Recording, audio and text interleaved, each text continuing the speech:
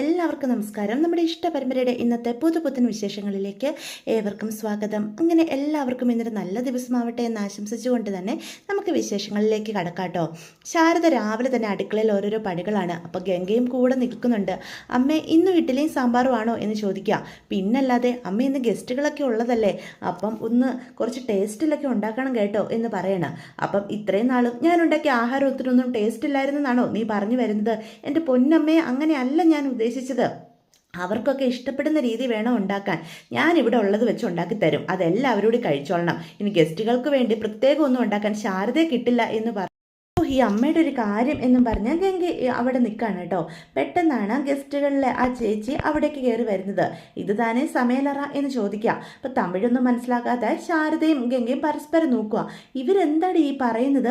കഴിക്കാൻ വല്ലതും വേണമെന്നാണോ? അപ്പം ഗംഗ ചോദിക്കും, ആയിരിക്കും അമ്മേ, വിശക്കുന്നുണ്ടായിരിക്കും, അതാവും എഴുന്നേറ്റ് പടി ഇങ്ങോട്ട് വന്നത്.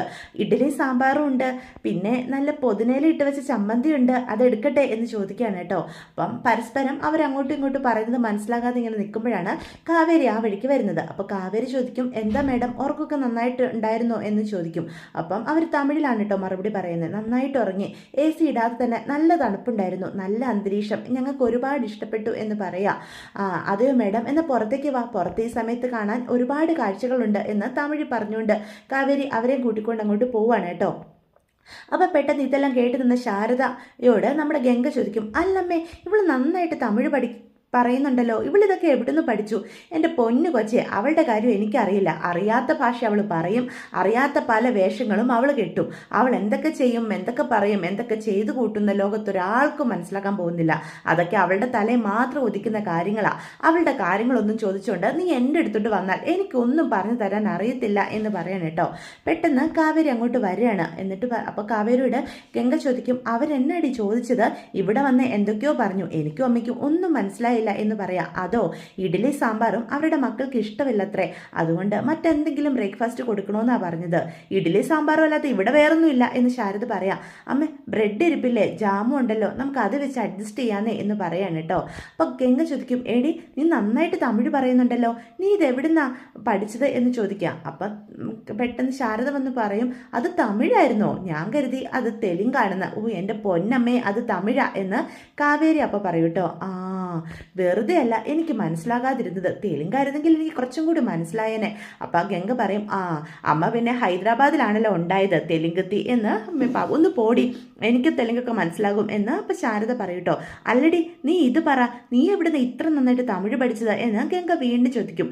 അതോ ചേച്ചി, ഞാൻ പഠിക്കാൻ കോളേജിൽ ടൗണിൽ പോയി ചേർന്നില്ലേ, അവിടെ എൻ്റെ പിന്നാലെ ഒരു ചെറുക്കനുണ്ടായിരുന്നു. ഞങ്ങൾ തമ്മിലേ തിക്ക് ലവ് ആയിരുന്നു ചേച്ചി. അവനാ എന്നെ തമിഴ് പഠിപ്പിച്ച്. ഞങ്ങൾ തമിഴ് സംസാരിച്ച് എൻ്റെ തമിഴ് ഇങ്ങനെ ഫ്ലോ ആയി. എന്നിട്ട് അവനിപ്പോൾ എവിടെ എന്ന് ചോദിക്കാം.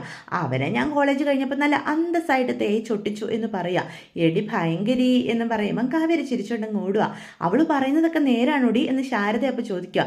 ഈ പെണ്ണിൻ്റെ ഒരു കാര്യം, കണ്ട ചെറുക്കന്മാരെയൊക്കെ പറ്റിച്ചിട്ടാണോ അവൾ ഇവിടെ വന്ന് ഒരു പേടിയില്ലാതെ നടക്കുന്നത് എന്ന് ചോദിക്കുകയാണ്. എൻ്റെ പൊന്നമ്മയെ, അവൾ നമ്മളെ പറ്റിക്കാൻ ഒരു കോമഡി പറഞ്ഞതാ അമ്മ, അതിൽ പിടിച്ച് കയറാതെ. അവൾ അങ്ങനെയൊക്കെ ചെയ്യും നമുക്ക് തോന്നുന്നുണ്ടോ?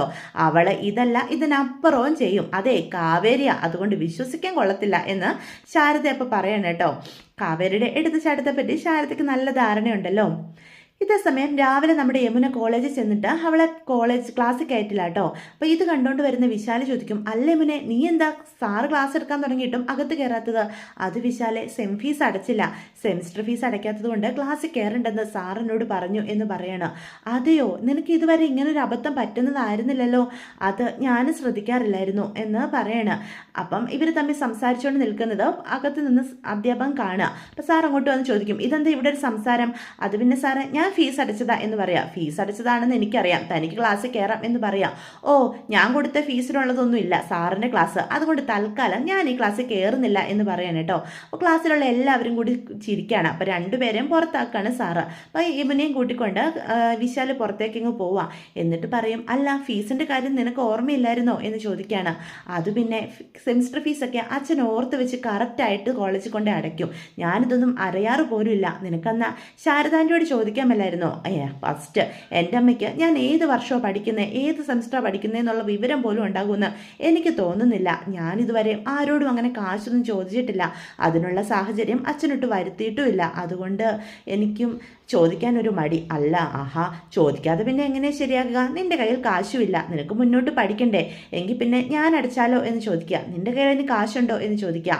അല്ല, അച്ഛനോട് ചോദിച്ചാൽ അച്ഛൻ തരും എന്ന് പറയാണ്. പണ്ടും നിങ്ങളുടെ ഫീസും കാര്യങ്ങളൊക്കെ അച്ഛനല്ലേ കൊണ്ടുവന്ന് അടച്ചോണ്ടിരുന്നത്. അത് എൻ്റെ അച്ഛൻ ജയബാലങ്കിളിന് കാശ് അയച്ചു കൊടുക്കുന്നതല്ലേ ഇവിടെ കൊണ്ട് കെട്ടിയിരുന്നത് എന്ന് ചോദിക്കാം. ചില സമയത്തൊക്കെ അരവിന്ദൻ അങ്കിള് കാശ് അയക്കാത്തപ്പം അച്ഛൻ്റെ സ്വന്തം പോക്കറ്റിൽ നിന്ന് കാശ് എടുത്ത് എത്ര തവണ അടച്ചിട്ടുണ്ടെന്ന് അറിയാവോ? അതൊക്കെ അച്ഛൻ ഞങ്ങളോട് പറയാറുമുണ്ട് എന്ന് വിശാല് പറയാം. തൽക്കാലം നീ ഇപ്പം വീട്ടിൽ ഇത് ആരോടും ചോദിക്കണ്ട, ഞാനേ എൻ്റെ വീട്ടിൽ തന്നെ ചോദിച്ചോളാം എന്ന് പറയാൻ കേട്ടോ. യമുന, നീ ഇപ്പം ഇത് എങ്ങോട്ടാ പോകുന്നേ? ഞാനിപ്പോൾ തൽക്കാലം ലൈബ്രറി പോയി ഇരിക്കാനാ, എനിക്ക് എവിടെയെങ്കിലും കുറച്ച് നേരം ഒറ്റയ്ക്കൊന്ന് ഇരിക്കണം എന്ന് പറയാണ്. ഞാനും കൂടി വരാം. വേണ്ട, നീ ക്ലാസ്സിൽ കയറിക്കോ, ഞാൻ അവിടെ പോയി സ്വസ്ഥമായിട്ടിരുന്നോളാം, അവിടുന്ന് ആരും ഇറക്കി വിടില്ലല്ലോ എന്നും പറഞ്ഞ് യമുന ലൈബ്രറിയിലേക്ക് അങ്ങ് നടന്നു പോവാണ് കേട്ടോ. അപ്പം വിശാലാണെങ്കിൽ പെട്ടെന്ന് അവിടെ കണ്ട വേറെ പെമ്പിളാരുടെ അടുത്തേക്ക് പോവാം. യമുനയുടെ ശ്രദ്ധ അതൊന്നും ഏൽക്കുന്നില്ല. അതുകൊണ്ട് തന്നെ വിശാലിൻ്റെ ഈ ചെയ്തികളൊന്നും യമുനയിട്ട് കാണുന്നുമില്ലേ. ഇതേ സമയം നമ്മുടെ കാവേരി റിസോർട്ടിൽ ചെന്ന് കഴിയുമ്പോൾ തന്നെ സംശയമുള്ള നിവിനാണെങ്കിൽ കാവേരിയുടെ അടുത്തേക്ക് ചെല്ലുക.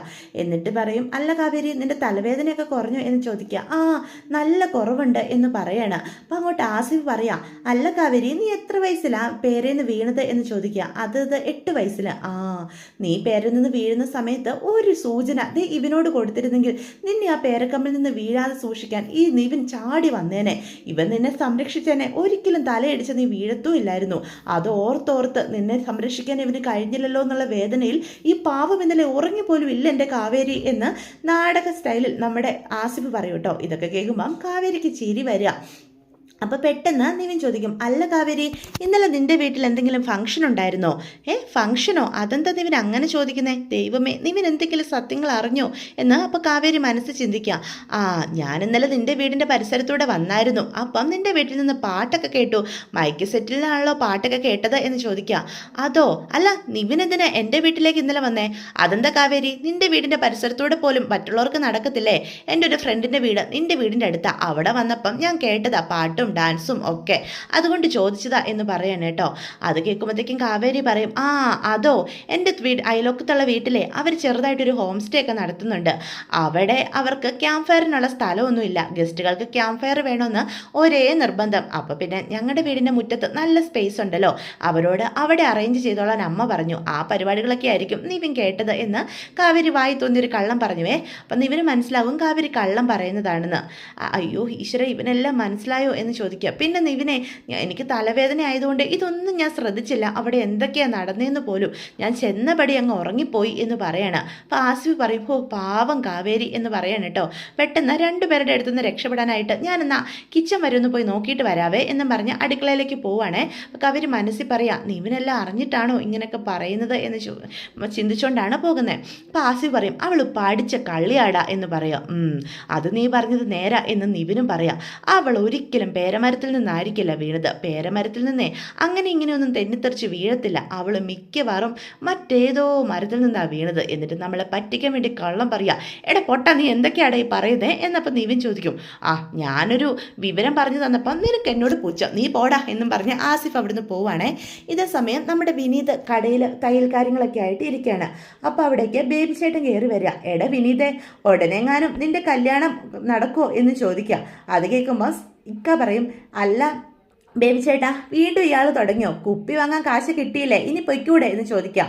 ഞാൻ പറഞ്ഞതിൽ കാര്യമുണ്ടെന്നേ ഇവനറിയാം, എത്രയും വേഗം കല്യാണം കഴിക്കണോടാ, നിനക്കും പ്രായം കൂടിക്കൊണ്ടിരിക്കുക എന്ന് പറയാം. അത് കേൾക്കുമ്പം വിനീത് ഇങ്ങനെ ചിന്തിച്ചിരിക്കാം.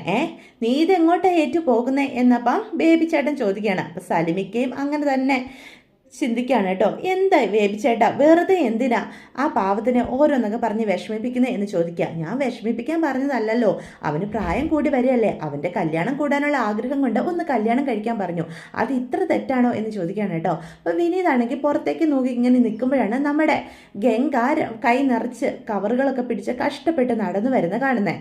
അത് കാണുന്ന വിനീത് ഓടി ഗംഗയുടെ അടുത്തേക്ക് ചെല്ലുക.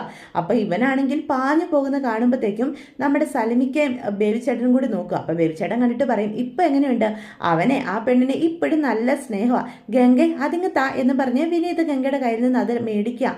എന്നിട്ട് രണ്ടും മേടിച്ച് പിടിക്കുകയാണ് കേട്ടോ. അല്ല വേണ്ട വിനീതേട്ടോ, ഒരെണ്ണം ഞാൻ പിടിച്ചോളാം.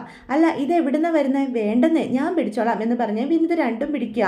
അല്ല ഇതെന്താ സാധനം, നല്ല ഭാരം ഉണ്ടല്ലോ, ഞാൻ മാർക്കറ്റിൽ പോയിട്ട് വരുന്ന വഴിയാ എന്ന് പറയാം. ഗംഗ എങ്ങനെ ഇത്രയും നേരം ഇതും തൂക്കി വന്നത് എന്ന് ചോദിക്കുക.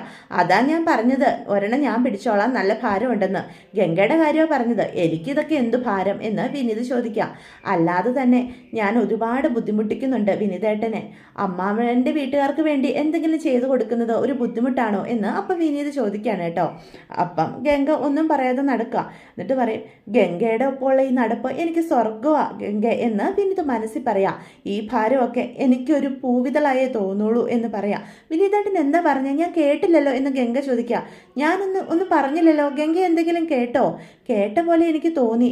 ഞാനൊന്നും പറഞ്ഞില്ല, ഗംഗയ്ക്ക് തോന്നിയതാ. അപ്പം വിനീത് മനസ്സിൽ പറയും, അതാണ് മനപ്പൊരുത്തം, ഞാൻ മനസ്സിൽ ചിന്തിക്കുന്നത് പോലെ നിനക്ക് കേൾക്കാൻ സാധിക്കുന്നുണ്ടല്ലോ. അപ്പം ബേബി ചേട്ടൻ നമ്മുടെ ഇക്കയെ കാണിച്ചു കൊടുക്കുക, അതെങ്ങും നോക്കടാ ഇണക്കുഴിവികൾ വരുന്ന കണ്ടോ? കണ്ടു, നീ ഒരു പാട്ടിട്ടേ എടാ എന്ന് പറയാൻ കേട്ടോ ഇക്കായോട്. ഞാൻ ഇപ്പം തന്നെ ഇടാം, ഈ സിറ്റുവേഷന് പറ്റിയ ഒരു അടിപൊളി റൊമാൻറ്റിക് പാട്ട് തന്നെ ഞാൻ ഇടാം. അവിടെ ഇക്ക ഒരു പാട്ടൊക്കെ വെക്കുകയാണ് കേട്ടോ. അപ്പോൾ ഇതെല്ലാം കണ്ടും കേട്ടും നമ്മുടെ വിനീതും ഗംഗയും ഉണ്ട്. വിനീതിൻ്റെ ഗംഗയും ഒരുമിച്ചുള്ള നിപ്പ് ബേബി ചേട്ടനെ സലിമിക്കാൻ വളരെ സന്തോഷത്തോടെ നോക്കി നിൽക്കുകയാണ് കേട്ടോ. അപ്പോൾ ആ പാട്ടും അവരുടെ സന്തോഷവും ഒക്കെ കാണുമ്പം എല്ലാവരും വളരെ സന്തോഷത്തോടെ നോക്കി നിൽക്കുകയാണ്. അപ്പോൾ ഗംഗ ചോദിക്കും, ഇതെന്താ പെട്ടെന്നൊരു പാട്ട്? അത് കടയിൽ ഞങ്ങൾ ഇടയ്ക്കിടയ്ക്ക് പാട്ട് വെക്കാറുണ്ട് എന്ന് പറയാം. അപ്പോഴത്തേക്കും ബേബി ചേട്ടൻ വിളിച്ച് പറയും, ദേ നീ പറഞ്ഞില്ലെങ്കിലും നിങ്ങളുടെ രണ്ടുപേരുടെയും കല്യാണ ഫോട്ടോ ഞാനിവിടെ വരച്ച് വെക്കും മോനെ എന്ന് പറയാണ് കേട്ടോ. പെട്ടെന്നൊരു തീരുമാനം പറയണം എന്ന് പറയാം. അപ്പൊ ഗംഗയാണെങ്കിൽ വിനീതിനെ നോക്കുകയാണ്. എന്നിട്ട് വീണ്ടും ബേബിച്ചേട്ടൻ വിളിച്ച് ചോദിക്കാം, എനിക്ക് നിന്റെ കല്യാണം കൂടാനുള്ള ഷർട്ടും എന്ന് തയ്ച്ചു തരും എന്ന് നീ പറയണം എന്ന് ചോദിക്കുകയാണ് കേട്ടോ. അത് കേൾക്കുമ്പോൾ ഗംഗ ചോദിക്കും, ഷർട്ടോ? അത് പിന്നെ ബേബിച്ചേട്ടനെ ഒരു കല്യാണമുണ്ട്, അതിൻ്റെ ഷർട്ട് തയ്ച്ചു കൊടുക്കാവോ എന്ന് എന്നോട് ചോദിച്ചിരുന്നേ, ഞാൻ പിന്നെ തിരക്കായതുകൊണ്ട് പിന്നെ ആകട്ടെ എന്ന് പറഞ്ഞു, അതാ ചോദിച്ചേ എന്ന് പറയൂട്ടോ. ഇതേ സമയം ഗംഗയുടെ പിന്നാലെ നമ്മുടെ വിനീത് വളരെ സന്തോഷത്തോടു കൂടിയാണ് നടന്നു പോകുന്നത്. ഗംഗയോടൊപ്പമുള്ള ഓരോ നിമിഷവും വിനീത് അത്രയേറെ ആസ്വദിച്ചാണ് ചിലവഴി. ഇതേ സമയം നമ്മുടെ കാവേരി ടീ കപ്പ് റിസോർട്ടിൽ ഇങ്ങനെ ഇരിക്കുകയാണ് കേട്ടോ. അപ്പോൾ ഗസ്റ്റുകളൊക്കെ വരുന്നുണ്ട്. ആ ഗസ്റ്റുകൾക്ക് റൂം കാണിച്ചു കൊടുക്കാൻ ആസിഫ് അങ്ങ് കയറി പോവാം. അപ്പം നിവിൻ കാവേരിയുടെ അടുത്തേക്ക് വരികയാണ്. അപ്പോൾ കാവേരി നിവിനോട് ചോദിക്കും, അല്ല നിവിനെ, ഈ ഗസ്റ്റുകളൊക്കെ എങ്ങനെയാണ് ഈ റിസോർട്ട് അറിഞ്ഞു കേട്ട് ഇവിടേക്ക് തന്നെ വരുന്നത് എന്ന് ചോദിക്കുക. ബിസിനസ്സുകളൊക്കെ മനസ്സിലാക്കി അവളുടെ ഹോം സ്റ്റേയിലേക്ക് ആൾക്കാരെ പിടിക്കാനുള്ള പ്ലാൻ എന്നോട് തന്നെ കാര്യങ്ങൾ തിരക്കുന്നു. ഒന്ന് കുത്തി പറഞ്ഞേക്കാം എന്ന് നിവിൻ ഇങ്ങനെ മനസ്സിൽ ചിന്തിക്കുക. എന്തിനാ കാവേരി ഇതൊക്കെ അറിയുന്നേ എന്ന് ചോദിക്കുകയാണ്.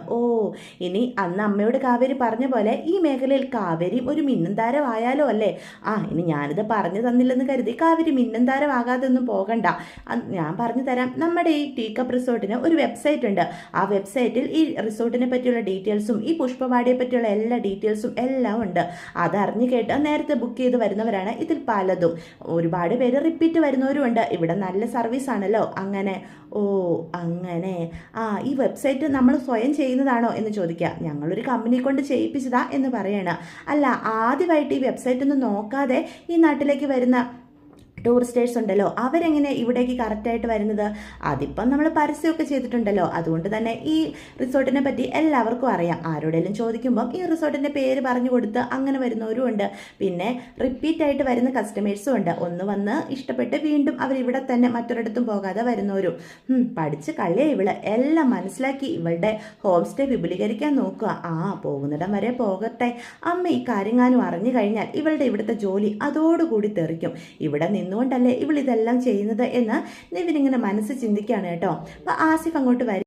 ആസിഫ് അങ്ങ് ചോദിക്കും, എന്തായിരുന്നു രണ്ടുപേരും ഒരു ചർച്ച? അത് ഞങ്ങൾ ഈ ടീ കപ്പ് റിസോർട്ട് ഒന്ന് വിപുലീകരിക്കുന്നതിനെ പറ്റി ചർച്ച ചെയ്യുമായിരുന്നു എന്ന് പറയാം. ഇതിനെ എന്ത് വിപുലീകരിക്കാനാ? ഒരു ചെറിയ റൂമിൽ നിന്നാ രാജേശ്വരി ആൻറ്റി ഇതൊക്കെ തുടങ്ങിയത്. അതിൽ നിന്ന് വളർന്ന ഇന്ന് ഈ റിസോർട്ടായിട്ട് വളർന്നു നിൽക്കുന്നത് എന്ന് പറയണം. അപ്പം നമ്മൾ വിചാരിച്ചാലും വേണമെങ്കിൽ രാജേശ്വരി മേഡത്തെ പോലെ വലിയൊരു ടൂറിസ്റ്റ് മേഖലയിലെ മിന്നും താരമായി മാറാല്ലേ എന്ന് ചോദിക്കാം. എന്താ കാവേരിക്ക് ഇതിൽ വല്ലോ ഇൻട്രസ്റ്റും ഉണ്ടോ എന്ന് ചോദിക്കാം. ആർക്കാ മോനെ ഇതിലൊക്കെ ഇൻട്രസ്റ്റ് ഇല്ലാത്ത എന്ന് അപ്പം നമ്മുടെ കാവേരി ചിന്തിക്കുകയാണ് കേട്ടോ. എന്നിട്ട് താനും രാജേശ്വരി മേഡത്തെ പോലെ വളർന്ന് ഒരു റിസോർട്ട് ഉടമയായി വരുന്നതൊക്കെ കാവേരി സ്വപ്നം കാണുവാണേ. ഒരു പട്ടുസാരിയൊക്കെ ഉടുത്ത് അടിപൊളിയായിട്ട് രാജേശ്വരിയെ പോലെ തന്നെ വരുന്നത്. അതേസമയം രാജേശ്വരി ഒന്നുമില്ലാതെ നിൽക്കുന്നതും കാവേരിയുടെ മനസ്സിലേക്ക് കടന്നു വരിക. അപ്പം അതോടുകൂടി ഇന്നത്തെ എപ്പിസോഡ് അവസാനിക്കുകയാണ്. അപ്പം ഇതൊക്കെയാണ് വിശേഷങ്ങൾ. വീഡിയോ ഇഷ്ടപ്പെട്ടുവെങ്കിൽ ചാനൽ സബ്സ്ക്രൈബ് ചെയ്യാൻ മറക്കരുത്, ലൈക്ക് ചെയ്യാനും മറക്കരുത്. നിങ്ങളുടെ അഭിപ്രായങ്ങൾ കമൻസ് വഴി എന്നെ അറിയിക്കാനും മറക്കരുത്.